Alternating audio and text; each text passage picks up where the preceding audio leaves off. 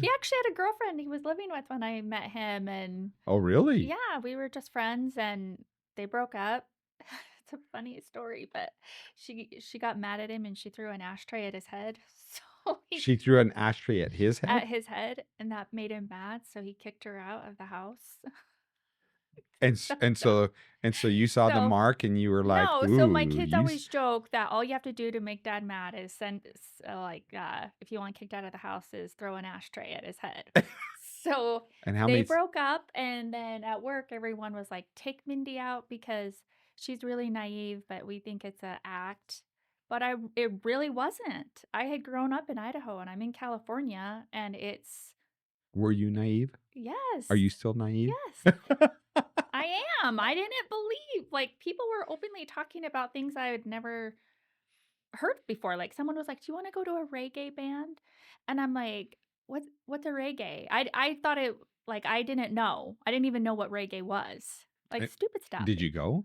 No. Do you know what reggae is now? Not yeah, now Okay, I what is it? do. It's just a type of music. Yeah, that's all it was. Yeah. And so why does that make you naive? Well, there's a lot of other reasons. Just like people were open and talked about sexuality and Like what? oh my gosh. I don't wanna say. Just openly talking about, like, what they did with their Like boyfriends what? and oh, you know. No, I My don't know. God. No, like what? I cannot do that. Like, just sharing intimate things that I was like, Like what? "Oh, people," like, oh my gosh, I'm not saying. I'm not. Nobody watches this podcast. It doesn't matter. It's just Oh that's my gosh. It does. No, it just was like really intimate things people would talk about, and they were open about drugs and all sorts of stuff, and I was like blown away. when did you go to California? After high school, I graduated from high school Why did you go there? 'cause my parents were not the best parents and they had a lot of problems and I needed to get away from it. So my aunt called me and said, "Let's go to California." And so I did. Oh, really? Yeah. So what tell me about your parents. What? Oh No, seriously. gosh. What tell what so tell me about your parents. My dad is a professional um, con artist, Oh, I didn't know that. but I am nothing like that. So I don't want people to think that that's who I am. Yeah, he was in prison for a long time and Wow. 24-year sentence, and he served 17. How old were And you? I was 18 when he got arrested, but he got arrested many times before that. Just didn't the charges didn't stick until I was 18, and I had to get away from it because it was all over in the media. It's Pocatello, Idaho, which is a small town. Do you have siblings? Yeah, 7 of them. You had 7, Yeah, there was 8 of us all 8 of together, you? Where were you? right in the middle. Number what? 4, 5. I have a brother that's 6 months younger than me and a sister that's 6 months older than me. Oh, wow. So, we all say we're the same age, but we're Are you not. close to your siblings? Yes, very close. Yeah, I love it. Which one do you like the most? The Which one one? that lives the closest because we do everything together, my sister, Oh, Terry. Why, who's your favorite? I don't have a favorite. I love all my siblings the exact same. No, I sir. absolutely love them all. I know Like, you have a favorite. no, I love my family. I Well, everyone loves everyone, but there still can be a favorite. We love all of our kids, but they're which still one do you favorite. dislike the most? Out of your siblings? Now, which one do you dislike the most? Tell me which one you dislike the most, and No, I will share. I don't dislike any of them. Yeah, I don't They're either. wonderful. And you know what? In a lot of ways, I have a lot of respect for all of my siblings. I grew up really, and this is the truth. I looked at my siblings as smarter than me, and it was hard for me because I felt like I was the dumb one in the family. I'm not just saying Why? that. Really, I, I was the only one that was held back in first grade. I was the only one that struggled in school. I watched all of them. It seemed like it came easy to them. Um, they were all very, very intelligent. I just had, and I had a tremendous want to be for approval. And so when teachers would ask me to do something, I would go overboard. And so I had an approval addiction, very much so. And Okay. that was pretty hard for me realizing that, but it's taken me years and years to even realize that. And so first grade, I was held back. I remember that being held back and how hard that was as a kindergartner. And not kindergarten, it was in first grade. Yeah. And then to watch all of my friends go on, and to know that the reason I was being held back is because my parents knew I couldn't read very well, and so that was Hmm. and so then it was okay. I'm going to really struggle, or I'm going to really work hard. And so from that point on, all the way through all my schooling, I just worked harder than everybody else. Okay, so perception is a funny thing because you saw that in your brothers and sisters, but Mm-hmm. your brother came in several months ago and we were talking to him and we're like, tell us some funny stories. And he, no problem talking about all these accomplishments you had. Like, just you were probably big in his eyes and you didn't even realize it. And maybe I still don't realize it. Yeah. I, and that's my oldest brother. And for me, what I remember, he was 9 years older than me. The thing I remember the most about him was him constantly saying, "Go get me this, go do that. I'll give you a quarter."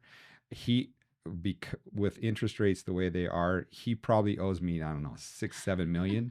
Out of the thousands and thousands of quarters that he's supposed to pay me, I probably got two. And so, yeah, Ken, you owe me big time. But I do get him back in the fact that I am his dentist. And so that's awfully a lot of fun for me. So that's that. That's kind of cool. But let's go back to you. So, wow,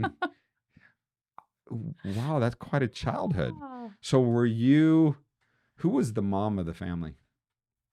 Mm, well, my stepmom obviously was the mom, but you Who know, was the one that there's always someone in the family, sibling wise, that kind of takes that role if the other ones, if you don't have someone that steps in. Did you feel like you looked up to a sibling?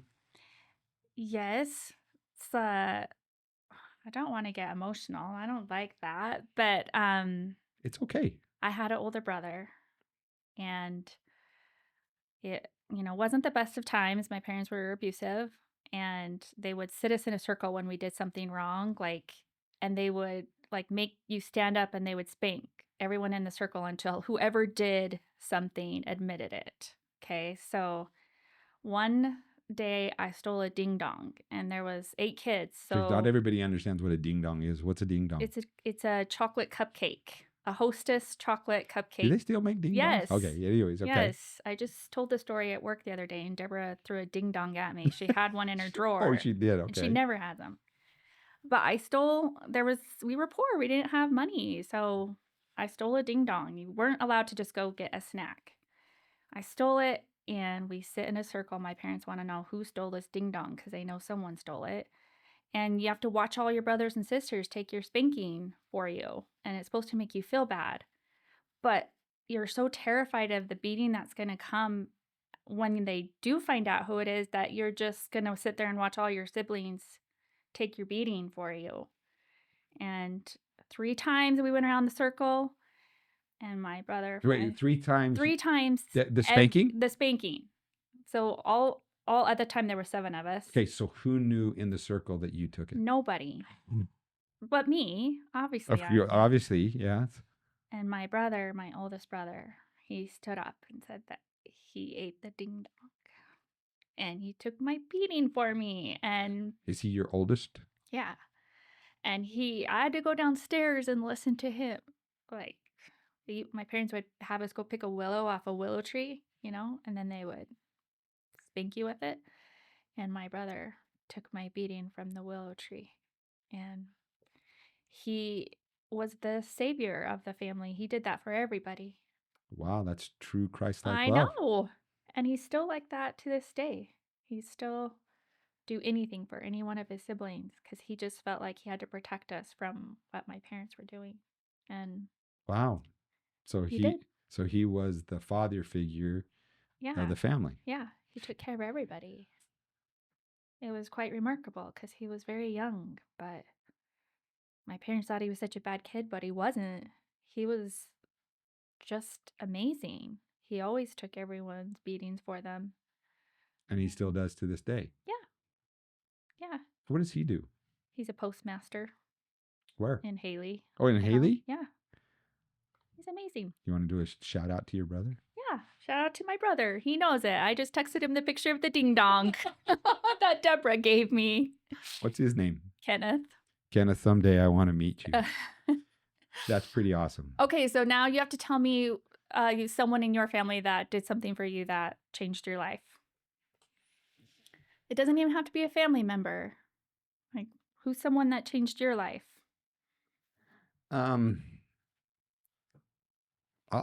Okay, just a simple one. My second to the oldest brother just recently came and gave me a book. How do I put this? I think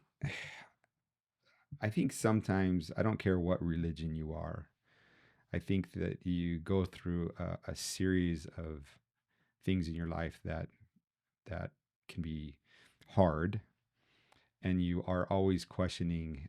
I have a deep faith that I have a heavenly Father. I have a deep faith that there is a God. But I've always had the opinion of, again, the approval side of me, looking for approval, looking for that approval, is that what is the nature of God, and is he disappointed in me? Still, all these years later. Mm-hmm. Yeah. Where does it stem from? I don't know. I think sometimes, if you look at, I think that the church culture sometimes can give you that perfection thinking that Yes. Okay, is God potentially disappointed in me, even though I'm trying to do everything right? And then you have this theory of, okay, things aren't going well. Is it because what am I doing wrong? And then finally things are doing, like, okay, you see things improving. Is it because I'm being righteous? And so I'm being rewarded because I'm righteous, and I'm being punished because I'm not being righteous. And so you do this yo-yo theory in your head with God. Yeah. And so I have a brother that I think recognized that and said that he had read a book, and he recommended that I read it. And it literally is, the title is God Disappointed in Me? Oh. And he had no idea No. that this was something you struggle with. No, he gave it to me, and I didn't even know that I had that many struggles until I had read it. And there was, in this book, I think it said he used an analogy, and I think it's a very important analogy that I needed to hear. Out of the entire book, this is what I remember the most. And and let me ask you the questions. Does God know what's going to happen in the future? Yes. So, and does God have an eternal love for all of his children? Yes. And can he become disappointed in us? Yes. Okay, so let me explain what I think now.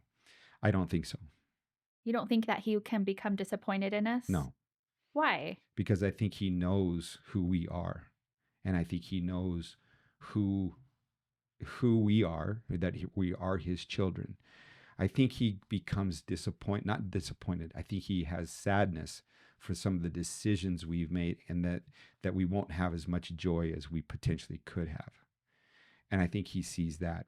I think we totally have free agency. We know that.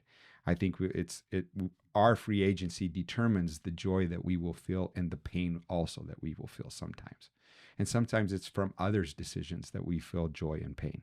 But disappointment and sadness is a fine line. You're right, but do I think God is disappointed? No, because, okay, so here's the analogy. The analogy is this. So this gentleman that wrote the book, I can't remember his name. he went to the mountains, and he's in the mountains, and he was really looking forward to watching a football game.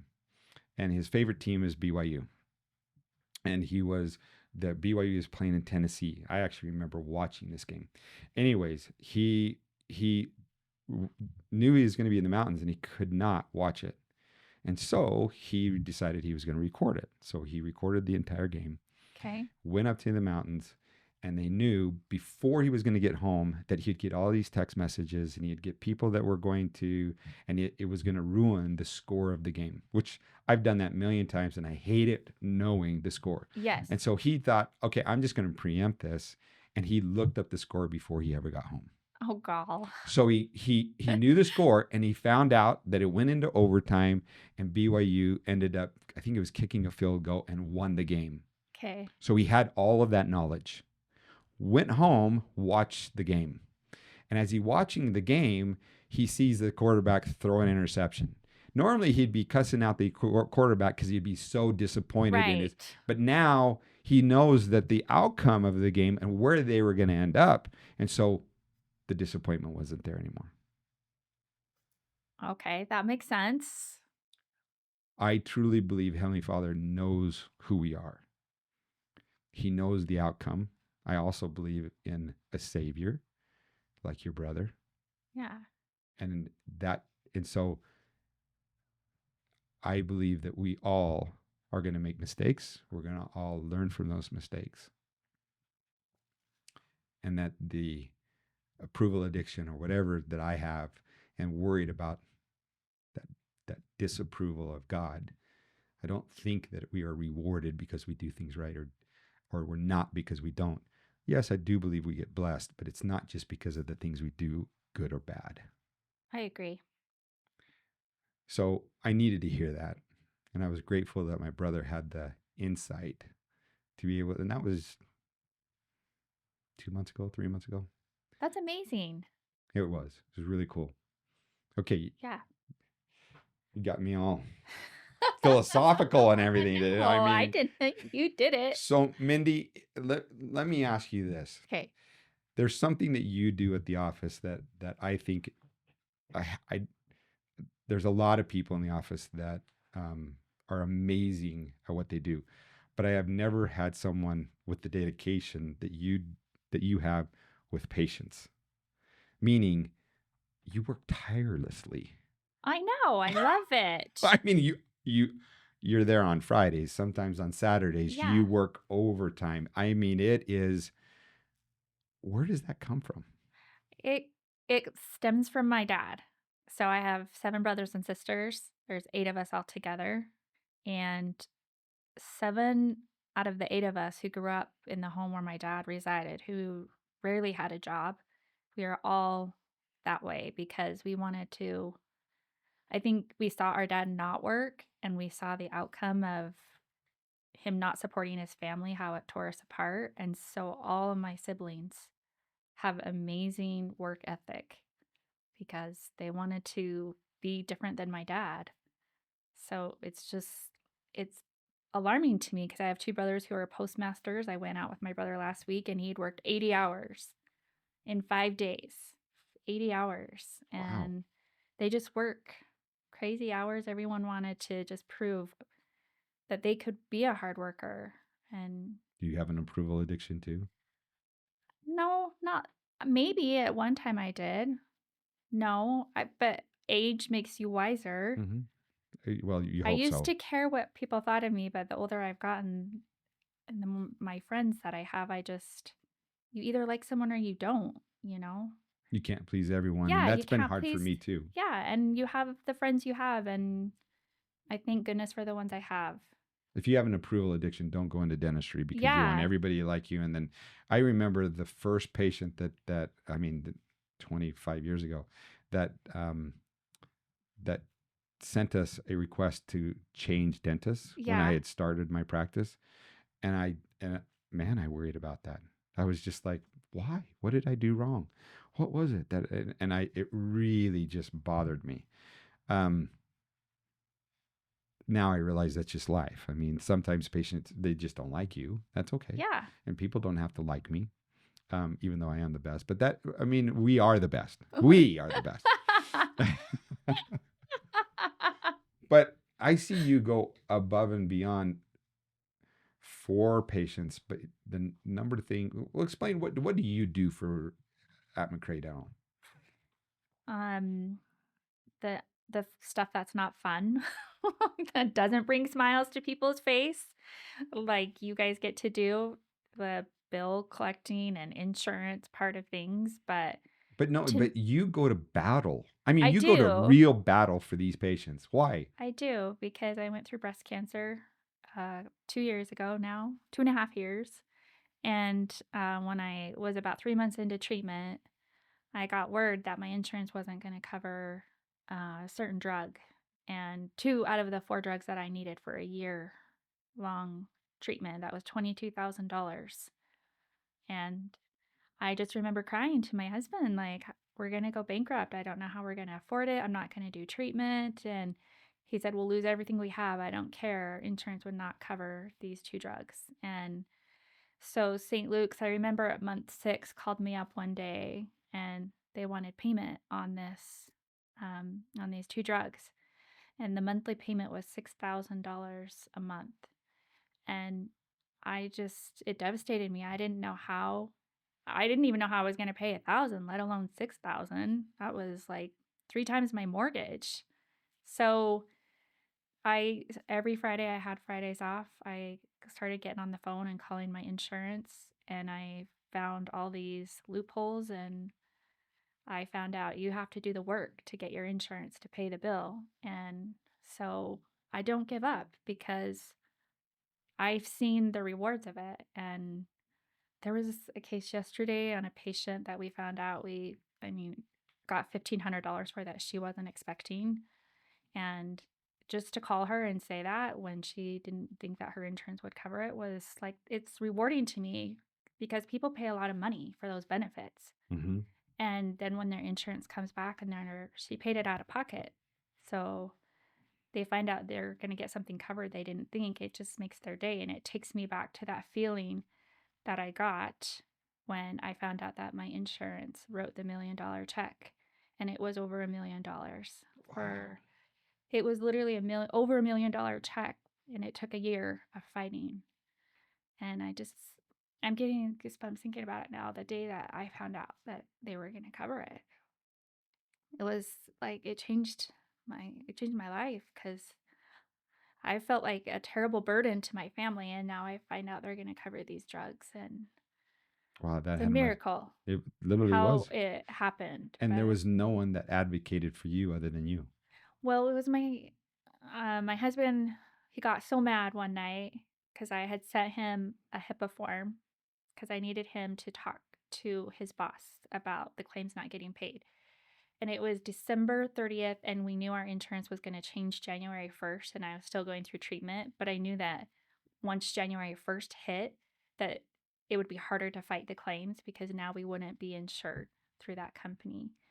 So he wrote a Jerry Maguire letter. Jerry Maguire from the movie, Mm-hmm. Jerry Maguire, who wrote that letter. He sent an email off to his boss and he tagged all of the higher ups in it. And I just started crying when he read it to me. I'm like, you're going to get fired.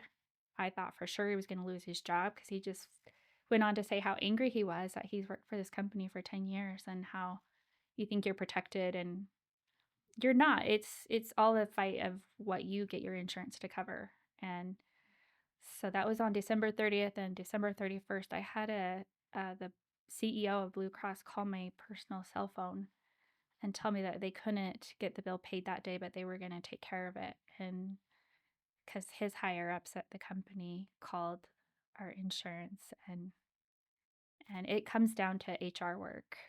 Yeah, absolutely. So I appreciate getting to help people, and I want them to get the most out of their benefits for their So own what purpose. I think a lot of people don't understand, there a difference between dental insurance and medical insurance? Yes, a big difference. It's really not insurance, it's a supplemental plan. For dental. For dental, it's a supplemental to help you. But we want to help you get everything we can because you pay for that benefit. And so what are some of the tricks that dental insurances play on patients? Like, what are the, like, okay, so what's a typical insurance? What's the benefit, max benefit per year? 1,500 a year, So they get which 1,500 a year yeah, max.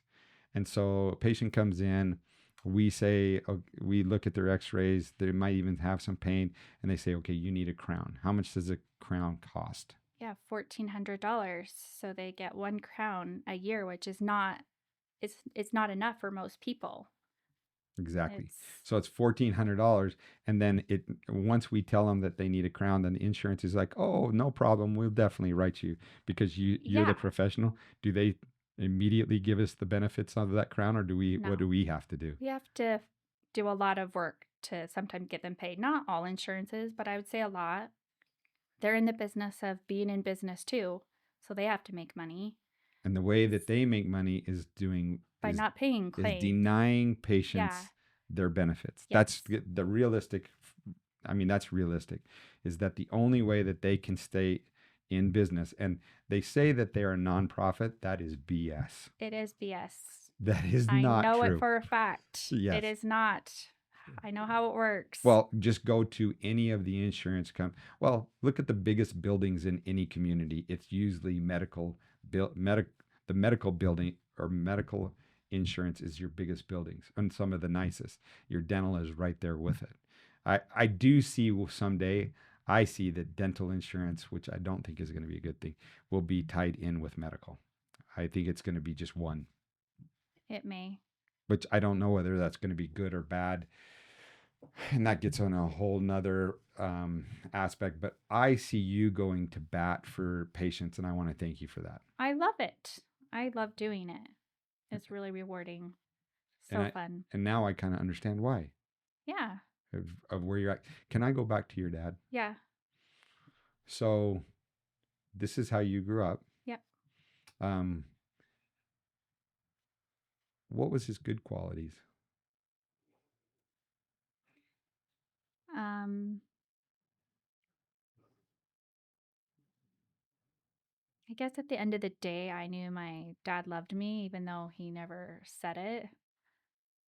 But Wow, he never did. no, no. But I knew he loved me. It just, What about your mom? I, it was my stepmom. I didn't get to meet my birth mom till I was 18. And I have a relationship with both of them now, and I love them both. And I so thankful for the life I did grow up in because I have 7 siblings who I'm very close with because of the way we grew up. We just watched and protected over each other. And I feel so blessed because I feel like God gave me parents who needed help, but He gave me 7 angels to help me every day. And I think that happens a lot Yeah. in families, and you probably are closer than most families because I mean your siblings became your your your your parents, Yeah, they and did. that helped, and you became parents to your younger siblings, Yes. right? Yes. That's and exactly how it was. and so you grew from that. Again, there you go, Heavenly Father's love to be able to make sure that we are taken care of. Even through the hard times, Hmm. there's always a blessing, always a gold at the end of the rainbow. Sometimes we just don't see it when we want to see it. So let me go to work again. Let's switch subjects. What is the most frustrating thing that you do at work? Um, Getting insurances to pay on claims.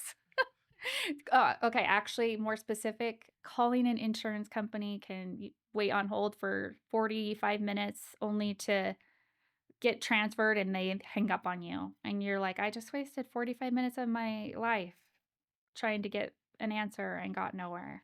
So I guess the question is that do you have to do that for I a patient? do it. I don't have to, but I want to because I want to help a patient. But realistically, the insurance is their insurance, Yes, and they could be calling and being the advocate like you were. but they don't know how. They don't know how. So it sometimes I'll say, "Hey, if you make this phone call, it's going to help your case," and some patients will. do that. But they're like, I don't know what to say, or I get transferred, and they get the runaround. Or the insurance puts it back on their employer. Your employer picked that plan. We can't do anything for you. And they blame the employer. And then the employer blames the insurance company. And And so it's a circle of, so it's a service that we provide to be yeah, able to help patients be able to afford the dentistry that they need, yes, right? yes. And that's what we do. And we do it really well. I feel like we do it extremely well at our office. Yes, and we're constantly trying to Yes. improve it. Yeah, constantly. I I wish that patients came in and it was like some big huge fund that paid for every bit of their dentistry and I I could just know. help everybody because I really would like to help everybody. I know you would. And I know you would. and one of my problems is you guys reining me in and going, okay, uh, Yeah. don't talk money and just shut up. And because I always want to do what? You want to just help everyone. You I want to want give it I want to give it away. away. Yeah. But therein, you find value in helping people. And there's a beautiful side of that too. I know people feel that from you. I do. I really do want it. I love seeing that a smile by improving someone's smile can truly change their life. And I've seen it. I've seen it. I remember this gentleman came in years ago, and his wife he had spaces in between his teeth, and they wanted and he was thinking about doing veneers and a new smile. This was a long time ago, and I was taking pictures, and I said smile, and his wife goes, "Oh, he never smiles." And I said, "Well, give me the biggest smile you can," and he barely showed any teeth. And so I go, well, this is important for I got to be able to show the lab how big your smile is to be able to see. Yeah. And he just simply wouldn't do it. So I go, okay, can you just say E as big as you can? So the only smile he could give me was by him going E, and he showed me his teeth finally. Got a picture of it. Then we ended up doing his smile, gave him, I mean, beautiful teeth. And he felt confident about his smile. And his wife came back probably 6 months later, and she goes, his entire personality has changed. He's laughing more. He's smiling more. I don't know if it was just the teeth, what it was, but man, that made me feel good. And then I got a picture of him, and I said, smile. He freely was able to smile. So subconsciously, he Oh, didn't think that there was anything wrong with him. But when he got that new smile, all of a sudden he just changed, and he was a different person. His business ended up doing so much better. I mean, it was amazing to watch the transformation. and now That's you've seen it so many oh, times. over and over and over and over. And that's the thing I love to be able to do for patients is really to see the transformations that we can do. And sometimes it's just a transformation of getting someone out of pain. In reality, we do things for two reasons. One is pain.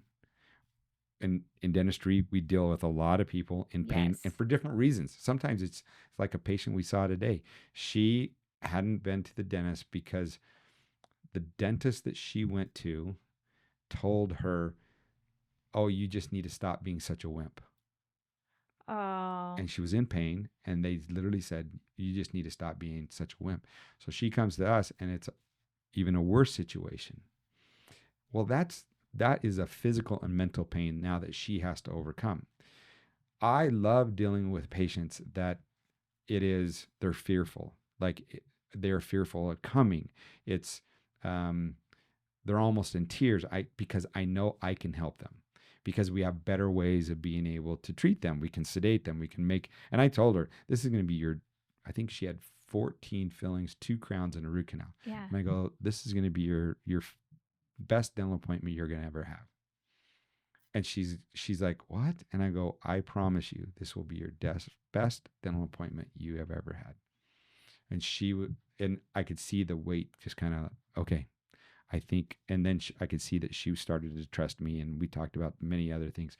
But you saw her on the way out, Yeah. right? I And talked with her for a while, and she was just so at peace, she said. so she said, I was Yes, at peace. she Oh, just that's felt good. like she had an answer, she said, and knew where to go and what to do. And She was so excited. Yeah, see, that's the fun stuff that we are able to Yeah. do. Yeah. Okay, so Mindy, I've got one last question for Okay. you. What? If you were given by God that you had to assassinate one person in the gosh. entire world right now, That's that's alive right now. alive right now. God says, Mindy, you have to go out and you got to take somebody out. And Oh. this is and you have to make that decision. Who is it going to be? Joe Biden. That's the truth. How would you do it? Well, he's almost dead anyway. He might die before this podcast is over. With Joe Biden, all you'd have to do is just stop the formaldehyde that's going in his veins. I don't know. Okay, first of all, how would you do it? First A gun. of all, Gun is painless and easy. Okay, but I just wouldn't look. And then I'm gonna miss and shoot someone else. Oh. See, Mindy, this wasn't so painful, was it? No, it wasn't. It was even somewhat Roll the roll. enjoyable. Yeah, okay. Would you do it again? Yeah. Your story is very compelling. Oh. And thank you for being real. Yeah, okay. Am I done? No, wait a second. No. What? Okay, just- who are you taking out? Oh, me. Oh, let me think. I have to take someone out. God comes to me and says, you have to take someone out. You're not going to heaven unless you take someone out. And who would be the biggest impact? The biggest impact. Doesn't Probably- even have to be big. Well, the one that I actually think it would take more than just one, but the travesty that goes on in North Korea. So Kim Jong-un, his sister, and anybody, and if there was a way to be able to help the people of North Korea, or Well, you have 50 guns, you told me. So you just line them up and figure a way to shoot 50 firings all at the same time. yeah, see, it's like Joe Biden, I wouldn't want that. Oh, I want, would. but because I wouldn't want him to be a martyr forever. And then the other thing is he would go down in potentially- history as a martyr. That's for sure. Yeah. So, yeah, I wouldn't want that. I would have to probably pick Kim Jong-un because the travesty that happens in North Korea to the people of North Korea. I don't know whether it'd make it better, but if like God gave me the directive and I had to, yeah, somebody like that. He's going down. That a leader that is really, really awful to his people. Yeah. Okay, that is Biden. All right. Well, anyways, Mindy, wait a second. I just want to thank you. and I appreciate you being here today. Yeah. And until next time.